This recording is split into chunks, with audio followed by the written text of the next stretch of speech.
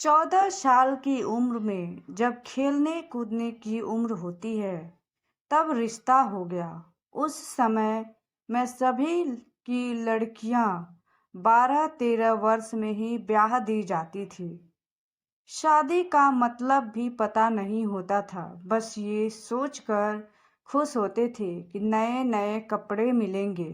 माँ थी ही नहीं तो पिताजी ने बस जो थोड़ा सा घर का काम काज सिखाया वही आता था।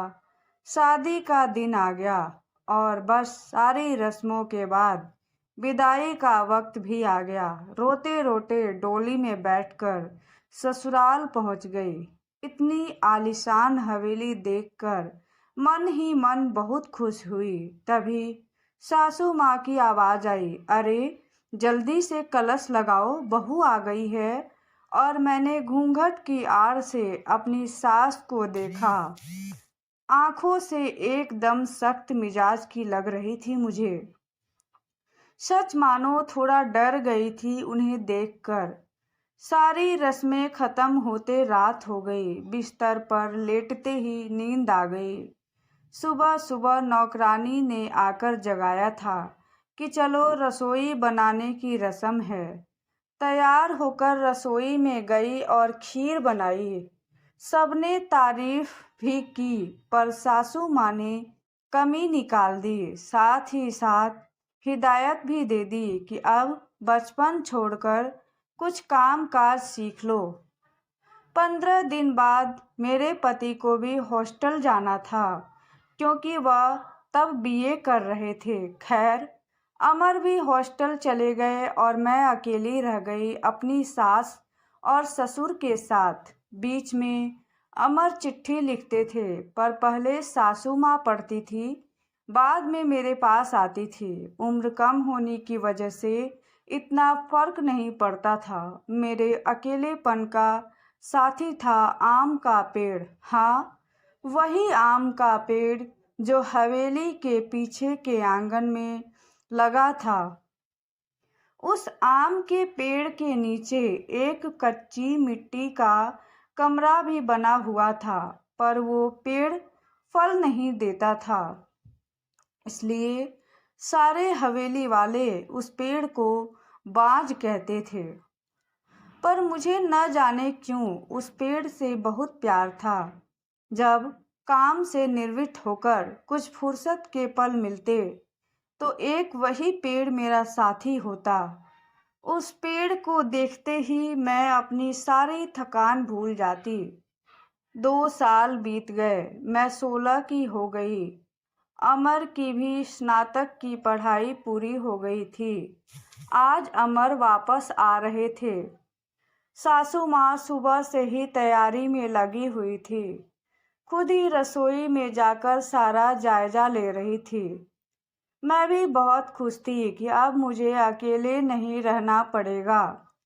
16 श्रृंगार के बाद साथ मैं पूर्ण स्त्री की तरह महसूस कर रही थी।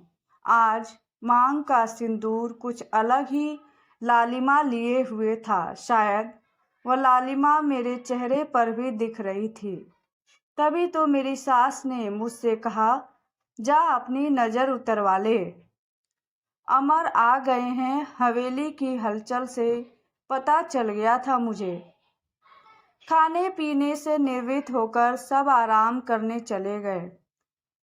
अमर भी कमरे में आ गए थे और मैं बस शर्म से लाल हुई जा रही थी। तभी अमर ने मुझे तोहफा दिया, एक सुंदर लाल साड़ी।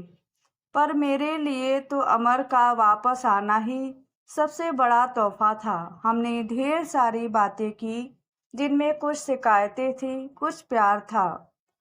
समय बीत गया। 2 साल कैसे बीत गए पता ही नहीं चला।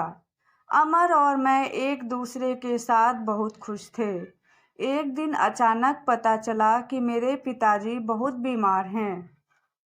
अमर मुझे लेकर तुरंत रवाना हो गए। पिताजी मुझे देखकर बहुत खुश हुए, जैसे मेरे लिए ही अपनी सांसों को रोका हुआ था। और फिर मुझे अमर के हवाले करके वो इस दुनिया से चले गए। भींगी आंखों से अपने पिताजी को विदा किया। अब मेरा सब कुछ अमर और उसका परिवार ही था। समय गुजरता गया और अमर ने अपनी लॉ की पढ़ाई भी पूरी कर ली। अब वो सरकारी वकील कहलाने लगे थे। पर भगवान ने मुझे अभी संतान सुख नहीं दिया था। अभी तो सासू माँ दबी जुबान में बोलती थी, पर धीरे धीरे उन्होंने अपना रुख कड़ा कर लिया। अमर बहुत व्यस्त रहते थे अपने काम में, सो वो मेरे पीछे सारा दिन पड़ी रहती। धीरे धीरे सारे गांव में बात फैल गई कि हवेली की बहू बांझ है। तीर की तरह चुभता था ये शब्द, पर कुछ कह नहीं पाती थी, सिर्फ आंसुओं से दिल हल्का करती थी। अमर मुझे दिलासा देते थे, पर लोगों का व्यवहार अंदर की अंदर मुझे खोखला कर रहा था। अभी मेरी उम्र ही क्या थी, सिर्फ 16-19 साल, और लोगों ने मुझे बांझ बना दिया। बचपन से ही शरीर से दुबली पतली थी मैं। फिर माँ के मरने के बाद ठीक से पालन पोषण भी नहीं हो पाया। एक दिन अमर जब दोपहर के खाने पर घर आए तो सासू माँ ने फरमान सुना दिया कि हम अमर की दूसरी शादी करेंगे। उफ, इतना बड़ा धोखा अमर कैसे दे सकते हैं मुझे? नहीं, ऐसा नहीं हो सकता। बत्ती बुझा दो, मुझे सोना है। अमर, कुछ बात करनी है आपसे। मैं थक गया हूँ धानी, मुझे सोने दो। अमर, क्या आप दूसरी शादी करेंगे? धानी, मैंने कहा ना, सोने दो मुझे, थक गया हूँ मैं तुम सब लोगों की चिक चिक सुनते सुनते। उधर माँ है और इधर तुम। परेशान हो गया हूँ मैं। मन करता है आत्महत्या कर लूँ। नहीं अमर, ऐसा मत कहिए। धानी ने अमर के मुंह पर हाथ रखते हुए कहा, आपके अलावा अब कौन है मेरा? धानी करवट लेकर सारी रात आंसू बहाती रही और जब सुबह उठी तो एक टूटी हुई औरत बनकर, जो मजबूत होकर हर चीज से समझौता कर लेती है। सारी रात यही सोचती रही कि शायद अमर ने भी मौन स्वीकृति दे दी है दूसरी शादी के लिए। पर उसे ये कहाँ मालूम था कि उसकी माँ ने किस हद तक उसे मजबूर किया है दूसरी शादी के लिए। 1 महीने के अंदर ही अमर की दूसरी शादी गेंदा से हो गई। गेंदा अमर की माँ की दूर के रिश्तेदार की बेटी है। धानी अपना सामान उस पीछे वाले कमरे में रख ले। आज से गेंदा इस कमरे में रहेगी अमर के साथ। सासू माँ ने हाथ नचाते हुए कहा, कैसे छोड़ दूँ ये कमरा? नहीं, ये मेरा कमरा है, जिसे जहाँ जाना है जाए। पर फिर ख्याल आया कि जो ब्याह कर इस घर में लाया था, जब वही मेरा नहीं तो ये कमरा कैसे मेरा हो सकता है? ऐसा सोचते हुए आंखों में आंसुओं का सैलाब उमड़ आया। सिंदूर की डिब्बी और कुछ कपड़े लेकर उस कच्ची मिट्टी के कमरे की तरफ बढ़ गई।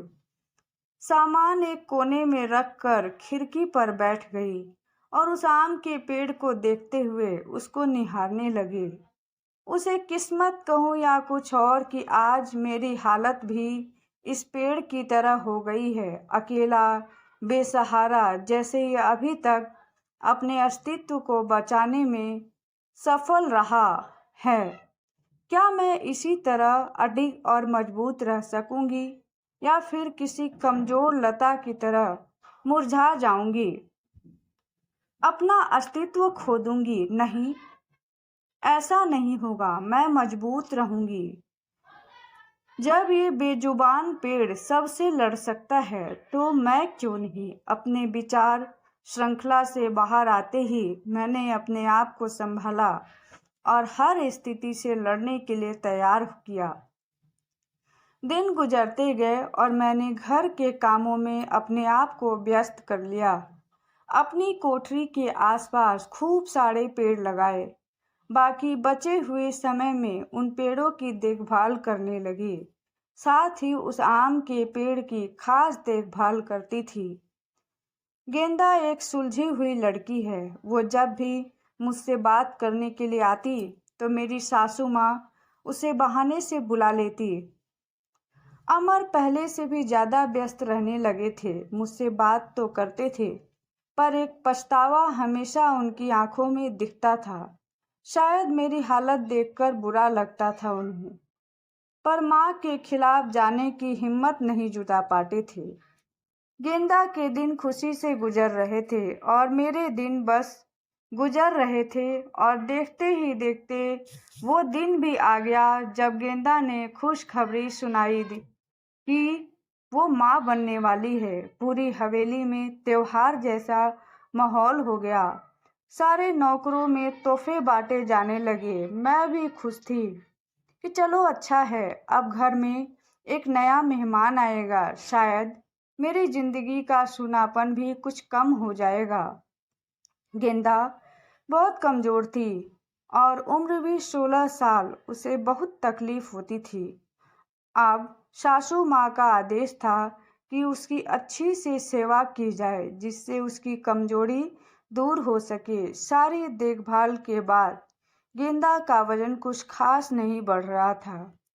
एक दिन चिंतित होते हुए मैंने अमर से कहा कि गेंदा को शहर के किसी अच्छे डॉक्टर को दिखा लाओ, पर सासू माँ ने ये कहकर मना कर दिया कि हमारे भी बच्चे घर पर हुए हैं। और अमर की वही पुरानी आदत कि अपनी माँ के खिलाफ वो जा नहीं सकते थे।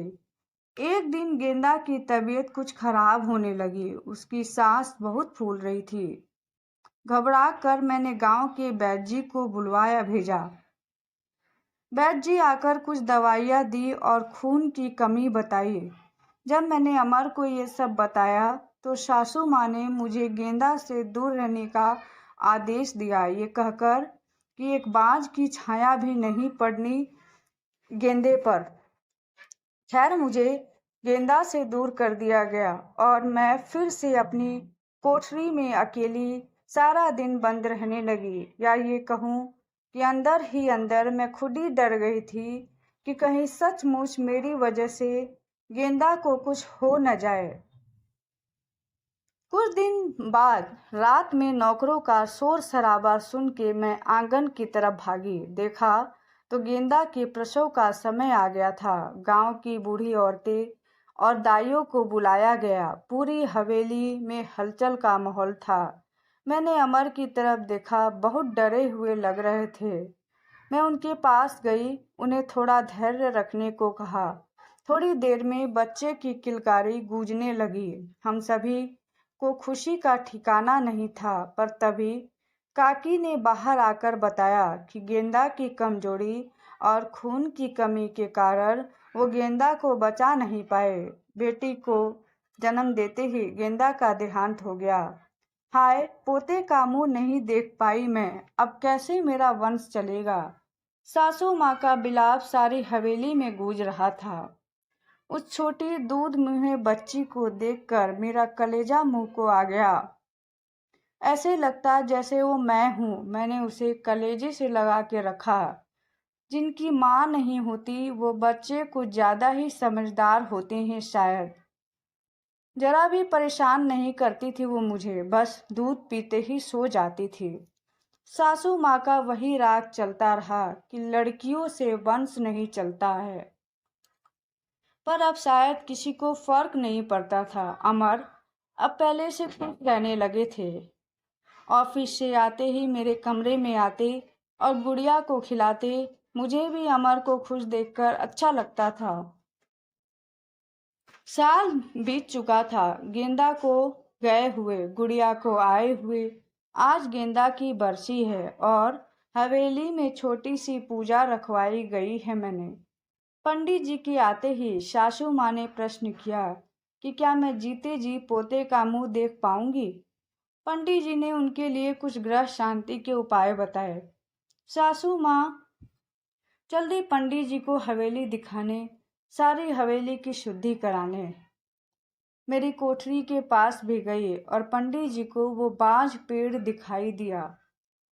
पेड़ देखते ही पंडित जी का मुंह बन गया और उन्होंने कहना शुरू कर दिया कि इसी मनहूस पेड़ की वजह से हमारे घर में बेटा नहीं है। जितनी जल्दी हो सके इसे कटवा दो। अब मेरे बर्दाश्त की हद हो चुकी थी। मैंने अमर की तरफ देखा, पर मुझे नहीं लगा कि वो मना करेंगे, और सासू माँ ने तुरंत नौकरों को बुलवा लिया कि आज इस पेड़ को काट ही डालो। मुझे कुछ समझ नहीं आ रहा था कि क्या करूं और कैसे अपने सुख दुख के साथी को बचाऊं। जैसे ही वो कुल्हाड़ी लेकर पेड़ काटने आगे बढ़ने लगे, मैं फुर्ती से भागकर उस पेड़ से लिपट गई और विनती करने लगी कि पेड़ को छोड़ दो, पर वो लोग नहीं मान रहे थे।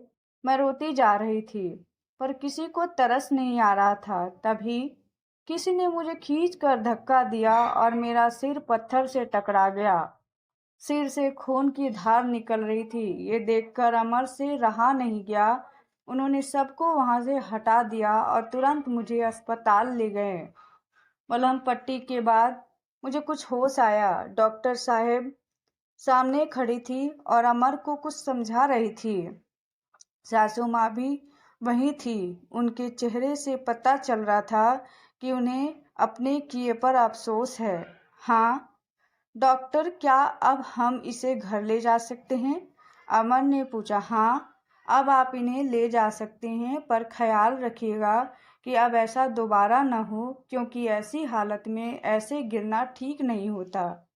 ऐसी हालत? डॉक्टर, क्या हुआ है इसे? अमर ने घबराते हुए डॉक्टर से पूछा। अरे, आप लोगों को नहीं पता, अब ये माँ बनने वाली हैं, तो इनका अच्छे से ख्याल रखिएगा। ये सुनकर किसी को भी यकीन नहीं हुआ। सब बस एक दूसरे को देखते जा रहे थे। मैं तो बिल्कुल यकीन नहीं कर पा रही थी। सासू माँ की आंखों में पछतावा के आंसू थे।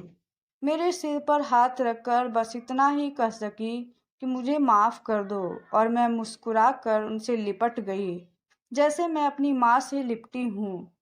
पूरे 9 महीने मेरी सासू माँ ने मेरा ख्याल रखा। मैंने उस पेड़ का। आज मेरी डिलीवरी होनी थी। सासू माँ समय से मुझे अस्पताल ले गई ताकि जो गलती उन्होंने गेंदा के समय की थी वो अब न हो। बधाई हो, आपके पोता हुआ है, नर्स ने सासू माँ को खबर सुनाई। सासू माँ ने हाथ में अंगूठी निकालकर नर्स को दी। वो खुश थी, इस वजह से नहीं कि पोता हुआ है, बल्कि इस बात से कि मैं बिल्कुल ठीक हूँ। हवेली में धूमधाम थी, सब खुश थे। हमारा परिवार पूर्ण हो गया था बेटी और बेटे के आने से। अब एक खुशी थी और भी पनप रही थी, वो उस आम के पेड़ में फल आ रहे थे। शायद हम बहुत जल्दी चिंता करने लगते हैं फल मिलने की, पर हर चीज का एक समय होता है। कुपोषित शरीर हो या पेड़, दोनों ही फल देते हैं।